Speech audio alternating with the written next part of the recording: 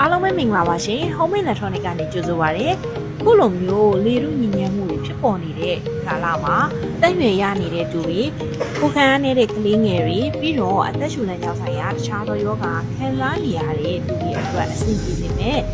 Emma Flash Air Purifier လေးနဲ့မိတ်ဆက်ပေးချင်ပါတယ်အခုပြသပေးထားတဲ့ Emma Flash လေးကတော့သူကဒီ HEPA filter လေးနဲ့လေးတန့်ပေးသွားမယ်ဒီတန့်ဆက်လေးဖြစ်ပါတယ်သူ့မှာတော့ function လေးတွေရတယ်ရိုးရိုးရှင်းရှင်းလေးပဲ fans ပြီးရိုးချောလုပ်လို့ရမယ်ပြီးတော့ညအိတ်ချိန်ဒီမှာအသုံးပြုတဲ့အခါမှာ emote တွေနဲ့ထားပြီးသုံးလို့ရတယ် normal mode ဆိုပြီးထားပြီးသုံးလို့ရမယ်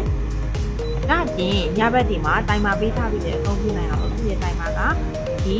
9နာရီထိပေးပြီးတော့အသုံးပြုနိုင်မဲ့ timer function ပါတယ်ပြီးတော့အတွင်းထဲကဒီလေးရက်ကလေးကိုဘယ်ညာလှည့်ပြီးတော့ဒီလေတွေကိုဖလှယ်ပေးလို့ရအောင်လို့သူက swing လေးလည်းထည့်ပေးထားပါသေးတယ်ပြီးရင်တော့ ionizer လုပ်ပေးမယ် ion mode လေးပါရှိမှာဖြစ်ပါတယ်ဒီတန်းစံလေးကအကုန်မြန်ပြီးအရေးအတွက်လည်းနေတာကြောင့်အမြန်မှယူထားဖို့တော့လိုပါမယ်ရှင်